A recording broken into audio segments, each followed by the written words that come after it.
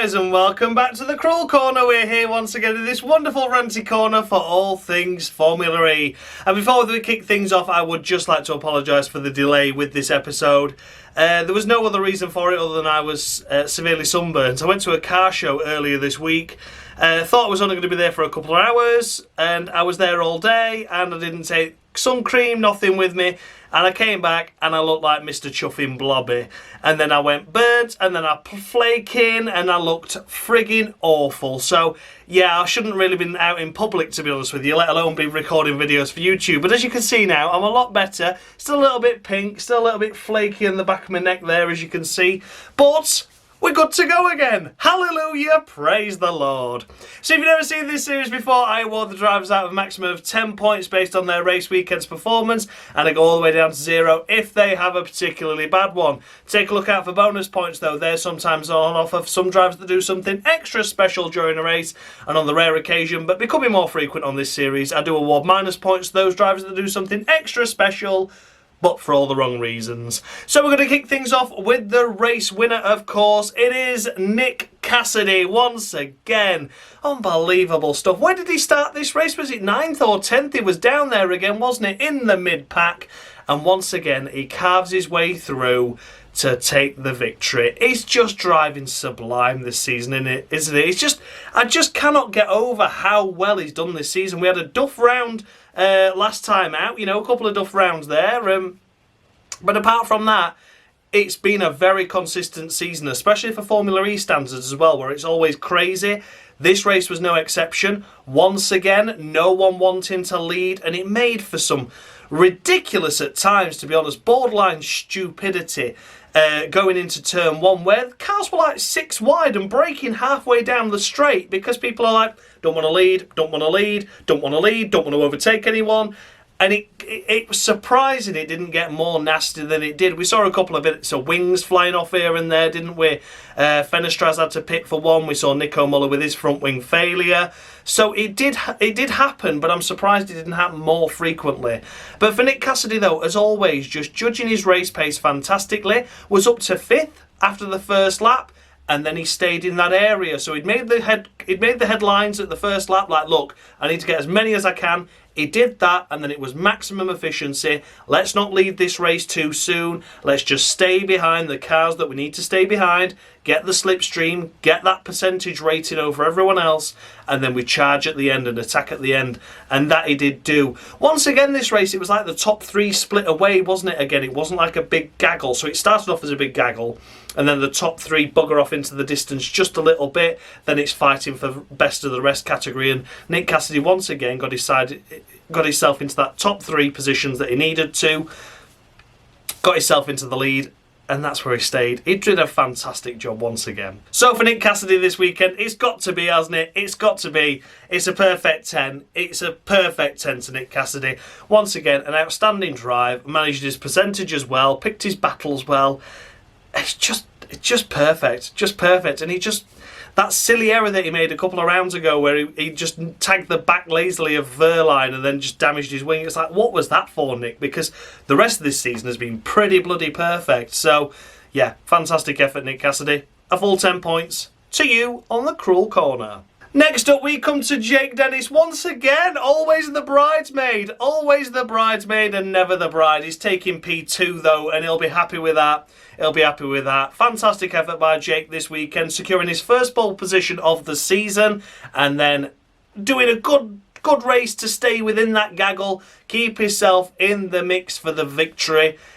Tumbled down as low as 5th at one point, I think it was, 5th or 6th, then carved his way back through again. Such as he was managing the percentages and then seeing what the bloody hell was happening, and there was cars that were nowhere, then there were somewhere, then there were nowhere again. It was difficult to keep on top of. It was bloody crazy at times, as I mentioned. But yeah, for Jake Dennis though, again, it was a bit like Cassidy.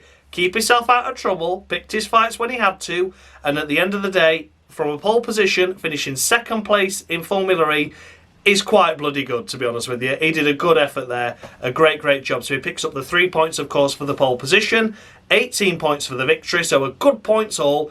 And yeah, Andretti's home track as well, it must be said. It was nice to see a race circuit as well, wasn't it, as opposed to street circuits. But you know, I mean, there were some people saying that these Formula E cars were only like a few kilometres slower than when IndyCar go there down that straight, which is very surprising. I know that up the pace of the Formula E cars, but I didn't think they were anywhere near that kind of pace. So that was promising. That very, very encouraging. And I'm sure it's a better spectacle to watch when you're trackside as well now compared to the previous eras where they were a little bit slower. But nonetheless, Jake Dennis this season, once again, it's either podium or nothing. And it's another podium for him. So congratulations, Jake Dennis. And I'm going to award him 9.5. 9.5 on the cruel corner to Jake Dennis, purely because he didn't win from pole. You know, I need him to get another win under his belt. It's all close at the championship as well, isn't it? Close at the top. So you've still got, of course, Jake Dennis, you've got Nick Cassidy, you've got Pascal Wehrlein up there as well. Evans just a little way away. But anything could happen with these last few rounds to go. But yeah, for now, Jake Dennis keeps himself in that championship hunt nicely. Just a shame it wasn't a victory. 9.5 to Jake Dennis. Finishing in third place, it's Antonio Felix da Costa. Bloody hell, it's a Porsche, but it's not the Porsche we're used to. Da Costa this weekend has done a solid job, hasn't he? It was great to see, once again, a strong qualifying and a strong race. And he was just doing what Wehrlein normally does this season. You know, he was on top of his game and he drove really well. He just started to slip away, didn't he? With those last couple of laps, it looked like it was just Cassidy and Dennis fighting for the victory. And Da Costa just slipping away that little bit. Dennis managing to nip through on him in the final stages. I think he got 1% less power or something like that. It was close margins, but once again, it was always in the favour of Dennis and Cassidy as opposed to Da Costa. But a podium finish nonetheless for Antonio Felix da Costa has to be rewarded and has to be praised. So I'm going to score him 9 points. 9 points on the cruel corner to Da Costa. Great to see him up here again. He deserved podiums. He deserves victories. You know, he's had an up and down season, mainly down though, hasn't he? You know, in the likes of what Wehrlein's been up to compared to him. He's been in his shadow, but these last few rounds especially, Da Costa's been coming good again, and Wehrlein's not been doing as well. So, yeah, it'll be interesting to see how it plays out in later stages, because, of course, Porsche are going to want to go for Wehrlein, but at the same time, they're after championship points. It could get tough. It could get tough on team decisions, because you can't be getting a car out of the way if it's up 3 cars ahead of the other one that it needs to be behind, you know. So, it'll be interesting to see how that plays out. But for now, Antonio Felix da Costa, a well-deserved podium, and 9 points on the cruel corner to him. Then we come to Mitch Evans securing 4th place in the Jaguar after qualifying somewhere down like 20th, was it? I think it was 20th, wasn't it? So gaining a mammoth amount of places once again. And like similar to Cassidy, he made most of that ground in those early phases of the race. Got himself up to around that 13th, 14th area almost instantly. Lingered around the bottom half of the top 10, that 10, 11th, 12th positionings for quite a while. And then just picked him off one by one, pick him off. And there he was in 4th place, but just didn't quite have the power and energy to go with those podium finishes at the end there. But he did a fantastic job to get himself a great recovery position of 4th place from 20th in a chaotic race that could have seen you wing off at any given moment. Evans drove well, didn't he? It's going to be such a shame because he's going to fall short for this championship, I feel. And as much as, you know, the Jaguars weren't really in massive points gaining places when Bird took him out, those points could be very, very crucial. You know, I'm not saying it's going to make the difference of a championship or not, but I think had he got those points in the bag, he'd have certainly looked a lot more comfortable and a lot more happier with himself and not having to do these do-or-die moves like we've seen him do. It was all or nothing for Evans this race, whereas had he got those extra points that he should have done before Bird took him out, maybe not take the risks as much. You know, one of these days it won't pay off. This is what I'm saying. So, but for Mitch Evans overall, though, fantastic job, wasn't it? From 20th up to 4th, cracking effort, and I'm going to award him 9 points. 9 points to him as well on the cruel corner because he deserves it. I've got to knock a point off though for the poor qualifying, of course, and I'm just thinking it would have been great to see him on the podium as well. But nonetheless, I don't want to take anything away. That's a stunning effort. 9 points to Mitch Evans. Finishing 5th place, we come to Sebastian Buemi, and it's great to see him up here once again inside the top 5. Some big points for Envision this race. And yeah, Buemi, it's nice to see him up here. You know, at the start of the season, he was like the Envision team leader almost, wasn't he? You know, he was getting the good results at the start, the early couple of races, just as Cassidy were finding his feet. But then after the Cassidy momentum swung to him, that's it. It stayed firmly in Cassidy's favour, and it has done for the remainder of the season. But a good points haul here for Envision and for Sebastian Buemi this race. After a solid qualifying as well, if I remember rightly. Buemi didn't do too bad in qualifying either. So yeah, picks up some good positions, some good points, and it's nice to see him inside the top 5. So for Sebastian Buemi, it's going to be 8.5 on the cruel corner to him, and I think that's fully deserved. You know, he can't get a perfect 10. Nick Cassidy gets that. But I think 8.5 is more than respectable for a driver that's had an up and down season, mixed season, always seems to be there just scraping a point or two, but it's nice to see him get a big chunk of points now with a 5th place finish and 10 points to his championship campaign. So yeah, Sebastian Buemi, 8.5. Next up, finishing 6th place, is Maxi Gunter in that Maserati. What the bloody hell's happened to him? What has happened? I cannot believe it. I cannot believe it. The turnaround in fortune has just been ridiculous. It's just, I just cannot get over it. So impressed with him. I really am. Why couldn't we have seen this from the start of the season from him? I'm not saying he would have been championship contention, but he'd have certainly been mixing it around with like Evans in the championship, you know, not quite within championship grasp, but mathematically possible. I think absolutely he could have been up there with Gunter because he's been so consistent. It's just ridiculous. It's like, forget the first 10 races, you know, these last few have been absolutely sublime. He's done so well. So, Maxi Gunter, 6th place, solid points for Maserati once again. It's got to be 8 points, hasn't it? I think that's deserving of a solid 8 points, that. He's done really well this season, really has done. These last few races especially. I mean, it was close to disqualification on this series. He was so close, and the only reason why he didn't get disqualified was because Mortara was fucking up just that little bit more often. But, you know, it was close to final one in a disqualification on the series, and he's just turned it around. So, thank you for listening to me, Maxi Gunter. Thank you for listening to me rants, because you've clearly taken them all on board. You don't need to worry about what your team say. Come here for factual entertainment. You know, you're going to get some proper home truths here, and that's what Maxi Gunter's listened to. And here he is doing really well. So yeah, you can thank me later, Maxi. I'll send you my PayPal so you can send me a lovely lump of cash. But yeah, for now, Maxi Gunter, 8 points on the cruel corner. Finishing in 7th place, it is Lucas Di Grassi getting some points for Mahindra.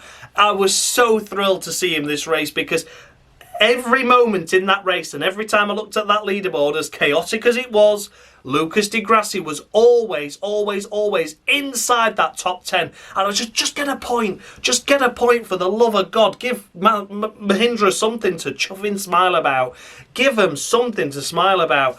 And he was always there, 10th, 9th, 10th, 8th. Like, oh, he's going to get something. He's going to get something. And then here he is, slipping it up into 7th place in the closing stages.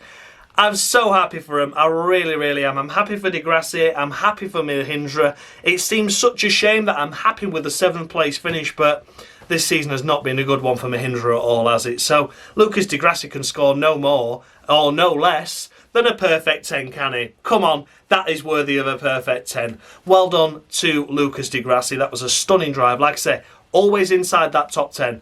Drove really well. He deserved that. Good points all for Mahindra. Fully deserving. Is this a one-hit wonder? Possibly. You know, is it going to be like another Mexico at the start of the season? A podium, we celebrate, then nothing. Is it going to be points, we celebrate, then nothing for the rest of the season? I hope it isn't, but I fear it will be. But nonetheless, let's just embrace the moment now. Let's celebrate, because Mahindra and Lucas Di Grassi scored a good chunk of points there. 6 points. Well done to them. And 10 points on the cruel corner to Lucas Di Grassi. Then we come to Pascal Wehrlein. Here he is. He's a championship contender, but you wouldn't know it from this result, would you? His championship protagonists are well up there, up the top of the pecking order, inside that top 5. And here he is outside in 8th. You know, it's okay, but it's nothing sparkling, is it? You know, it's a few points, but he needs more than a few, doesn't he? It's just a bit meh, isn't it? And it has been a bit meh for a few rounds now, so yeah. Pascal Wehrlein, he needs to get that consistency back on form, needs to get on the podium as an absolute minimum in the next round at least. Otherwise, he's not going to be scoring. Otherwise the championship will clearly go the other's way. We'll wait and see what happens. It's a long road ahead. Well, it's not a long road ahead, but with Formula E standards, anything's possible with these last few races. Wehrlein needs to guarantee that he's up there for at least another 2 rounds just to stay within the mix, because I feel like the likes of Cassidy and Jake Dennis, they're going to be staying up there now. So Wehrlein needs to get his game together.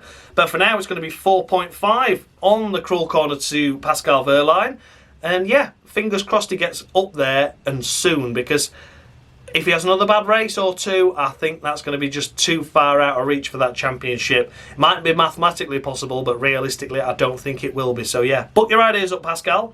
But for now, it's 4.5 on the cruel corner to him. Securing just a couple of points, it is Norman Nato in the Nissan. No. Norman Nato in the Nissan. And what could be said for his race weekend overall? It was up and down quite literally, wasn't it? The Nissans, it was so difficult to try and really predict what happened. I've tried my best, I've watched the race twice, and I'm still struggling to work out what really went wrong with them, because one minute they're up there, leading inside the top 3, both him and Fenestraz. Fenestraz bumped into the back of Nato with all the shenanigans that were happening with everyone braking so early into the braking zones, but that's for when we get to Fenestraz. And then Norman was like really up there, second place, doing really well. He was leading for a long part, wasn't he? Trying to take attack mode so that he wasn't leading. But then obviously other cars just followed him in or went really slow, so he came out still ahead. So we did lose percentage over the other cars, but it wasn't a great deal.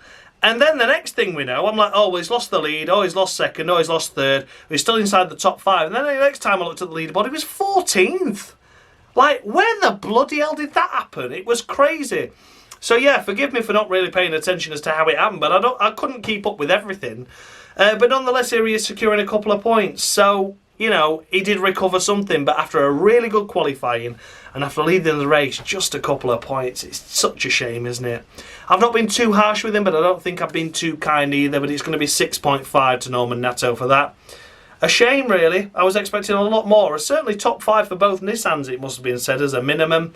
But it just didn't come through, did it? So yeah, 6.5 to Norman Nato. Securing the final points paying position, it is Robin Freins in the app once again. And a great qualifying again by apps. I think Freins was 7th, was he, this time around? Certainly did a great job inside the qualifying and got himself inside that top 10.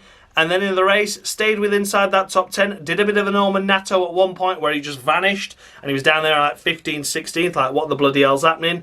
And then finished the race in 11th, of course. We'll get to Sam Bird in a minute, but he had a 5-second time penalty for forcing another car off track. That put him down to about 17th or something when we come to him. And that put Freins, that was just on the fringes of the points, up into 10th place and deserving a point for apt. It's a great result for him, and it's going to be 9 points to Robin Freins for that effort, because it was a stunning weekend overall, a great qualifying, great race. It was looking like it was going to be a shame that he missed out on points but here he is getting 1 point, and just deserved. Other people have problems, other people have penalties. That's racing. Apt was there. They secured that point fair and square. So yeah, 9 points to Robin Freins. Next up we come to Jean-Eric Verne in the DS Penske. Now, they were disqualified and made to start in the pit lane after qualifying due to the team putting a transponder at the end of the pit lane which monitored what tyres the cars and competitors were going out on, when they were doing it, etc, etc, which is very, very naughty. Of course, because it was at the end of the pit lane as well, they could see when they're on push laps what their strategies were in terms of, is that an out lap, is that a push lap? They could work out from when the car left and exited the pits as to what the strategy were going to be. You can build up it's surprising how much you can learn by when cars pit. But yeah, it was very, very naughty, and I am very surprised that these cars even took the start of the race with such a definite cheat. It's a definitive cheat. You can't have a tracking device. I don't care whether it's for wheels, tyres, for your competitors' cars, whether it's what pants the other team's mechanics are wearing. You shouldn't be doing it. It's a no-no, a total no-no. It's in the rule book. They knew they were cheating when they set that instrument up. And yeah, I am very, very surprised that they only got away with a €25,000 fine and both cars starting from the pit lane. That was a very lenient penalty, and I think the team would be thinking favourably on that penalty. It's crazy that they even bothered to try it. So we've got Jean-Eric Vergne here, and finishing behind him is Stoffel Vandoorne. Now, I don't want to penalise the drivers in the sense that it wasn't their fault. You know, it was a team error. Clearly, it was the team cheating. But at the same time, I don't feel like they should be, you know, scoring points like the other cars can. So they're both finishing outside the points. They're both finishing side by side virtually, you know, Vergne and then Vandoorne. So the way I'm going to do it is I'm going to award both of those drivers, Stoffel Vandoorne, Jean-Eric Vergne in the DS Penske's, are both getting 4 points each. That's it, just 4 points each. I feel they do need to have some kind of penalty to reflect what happened. And then at the same time, you know, I can't be like, oh, they had a pit lane start and here they are just on the fringes of points, because they deserve to start from the pit lane. Not as a driver, but as a team, they certainly did. So, yeah, in some respects, I am glad that DS Penske didn't score points. And I know that's going to sound really harsh and really awful, but I don't think these cars should have took part at all. So, yeah, it's going to be 4 points to Jean-Eric Vergne, 4 points to Stoffel Vandoorne for what happened with the shenanigans of the team with DS Penske, and that's the end of that. So, yeah, 4 points Vergne, 4 points Vandoorne, and we'll move on to the next driver. Next up, it is, of course, Dan Tington in the Neo, and once again, Neo a bit nowhere. Well, not even a bit nowhere, a lot nowhere, really. They've been nowhere for a couple of rounds now, haven't they? I think Dan's had 1 point in the last few races, if I remember rightly. He's certainly not done much, and that's due to the car, not the driver. Dan Tington, difficult to score, but he's down here, well down here. Not even close to the points, unfortunately. So it's just going to be 6 points to him, I'm afraid. 6 points to Dan Tington in the Neo. And what started off so strong for Neo, you know, they've had some good results. They've had Sete Camera with a 5th place finish. We've had Dan Tington more often than not finishing inside the top 7 area, 7th to 10th. You know, they picked up some good points this year, and it is great progress on what happened last year and the season before. You know, they've been building, and they've really built up well to score some good points. But then you're just like, no, but you've just faded away again, just fading away, and I'd love to see the boost come back again for these next few rounds. You know, it'd be good to see him back on pace, good to see him back on points, but for now it's just 6 points to Dan Tington. Then we come to Rene Rast in the McLaren. Oh my Jesus, what happened? What happened to the McLarens? I can't believe it. Very much like Nissan, to be honest with you. They had such a great qualifying, and then in the race, Pinot dropped like a stone. They weren't even like the Nissans, where at least they had a chance to lead and stay up at the front. They just fell backwards from the start, and they just continued to drop like a stone. Rene Rast finishing up here is a miracle that there's actually cars behind him. It was so bizarre what happened there. That race pace was absolutely nowhere, was it? So Rene Rast is going to be 4.5, and I'm not really sure what happened to him. It was more obviously a team error or a car error. But I can't award great points, can I, at the end of the day, you know? It was a bad race for McLaren overall, and Rene Rast is only worthy of 4.5. So, yeah, shame. I'd love to score him more, but I can't when he's finishing this low down. And I know it's not his fault necessarily, but a lot of other drivers in bad cars, like, you know, Freitz and Di Grassi, they score points with a car that's bad overall, you know. So, some major things going wrong there at McLaren. But for now, 4.5. to Rene Rast. Then we come to Sasha Fenestraz. Oh, Sasha. It was going so well, and then it just went so wrong, didn't it? He tagged the back of his teammate with all the shenanigans of drivers just jumping on the brakes and slowing down so early down that straight going into turn 1. And yet, the only thing that he did wrong there, and the only thing that the team did wrong there, was when that safety car came out for Nico Muller. They had the opportunity there and then to pit Fenestraz, so at least he went onto the back of the crocodile. But instead, they decided to pit him as he was black and orange flagged as the safety car came in. So he lost a whole amount of time there, so he went out on his own pretty much. Then we had the safety car at the end, towards the end of the race. He caught up to the back of the gaggle but couldn't do much from there. It'd have been a lot more beneficial had they pitted him under that safety car so he could at least get onto the back of the gaggle straight away. But as it was, he was driving around on his own for like almost, you know, half a lap behind. So big shame for that. Sasha, I'm going to award him a Miller 05. Yeah, he knocked his own front wing off, but the circumstances surrounding it were just a lot of drivers just lifted off the throttle so soon because they didn't want to be in the lead, and it was just chaos and crazy, really. Like I say, I'm surprised it didn't happen more often, but it did happen, unfortunately, to Fenestras. So yeah, middle of row 5 to him. Then we come to Sergio Sette Camara in the second of the Neos, and what could be said for his race weekend? Lonely again. Lonely again, didn't get up to much, did he? So it's going to be 4 points to him on the cruel corner. Yeah, I know the car's not very good, which is why I've scored him a good amount of points, but Dan Tington's up there doing a little bit better. You know, a couple of cars between them. Sette Camara, apart from that 5th place finish this season, has done nothing since, really, has he? So, yeah, he's been more missed than hit this season. Big shame for him. But yeah, 4 points to Sergio Sette Camara. Then we come to Sam Bird, who is disqualified on the cruel corner anyway. And he finished the race in, what was it, 7th, 8th, somewhere around there, and then got a 5-second time penalty for pushing Mortara off the track, I believe it was. And, yeah, dropped down here to 17th, wherever we're talking about now. Not very good, is it? But, yeah, Sam Bird, once again, you know, frustrations on the radio. Let me attack Mitch, let me attack Mitch. Well, they're not going to let you attack Mitch because you've attacked him twice already this season, and it's not gone well, has it? So, yeah, I think tensions are frayed there in the Jaguar squad. I don't think the relationship's there anymore now, and I can fully expect him to be vanishing off the Formula E grid completely, perhaps, come the end of the season, which would be a shame. But then you look at this season, and you look at last season, and you'd say, yeah, it's deserved, isn't it? So, yeah, unfortunately for Sam Bird, no points again.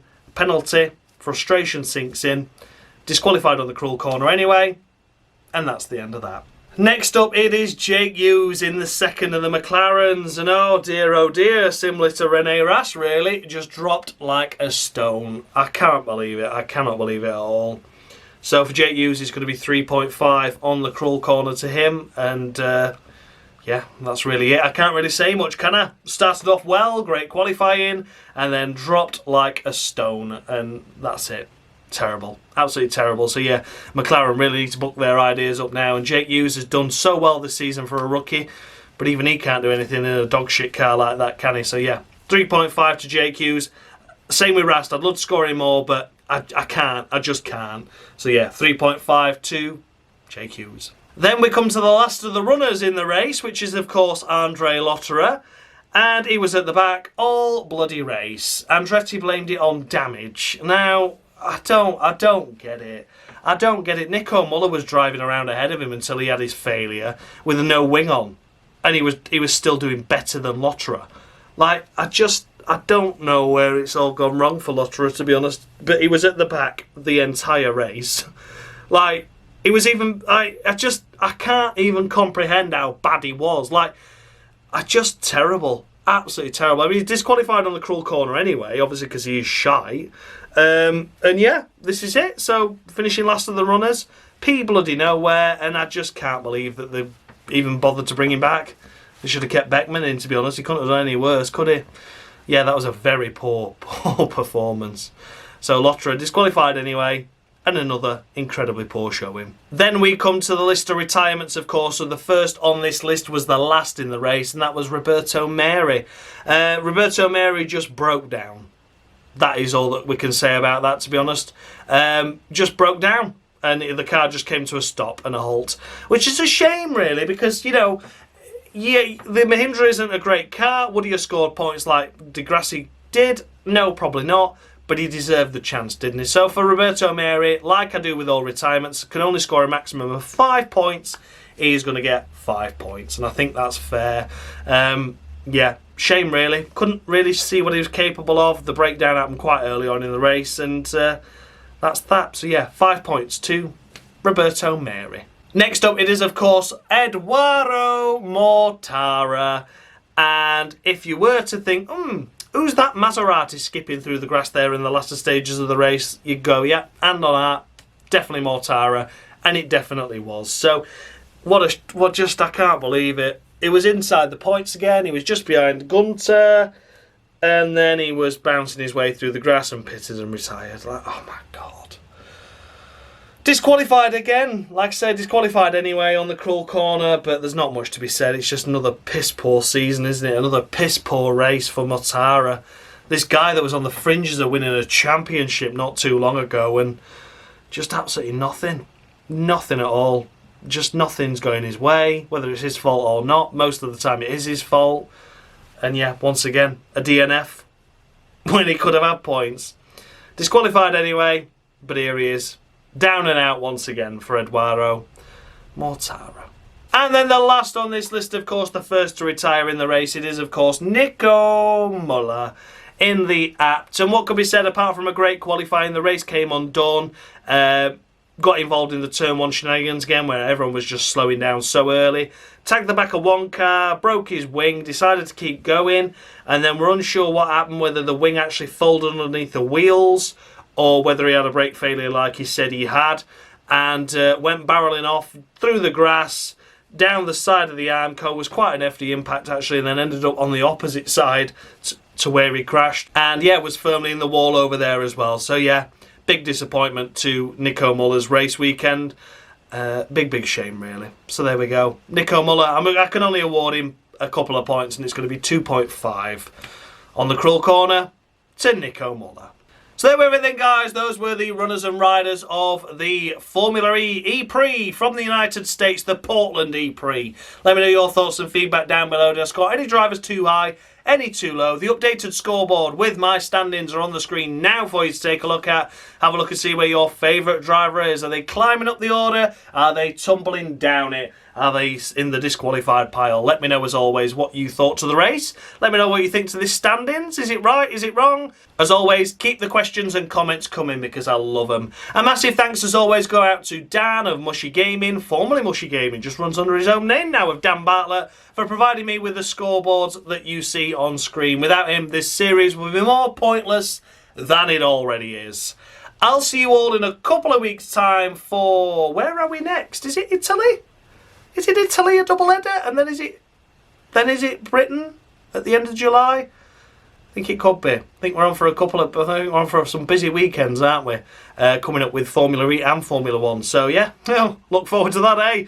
Thanks a lot for watching, guys. And as always, much love.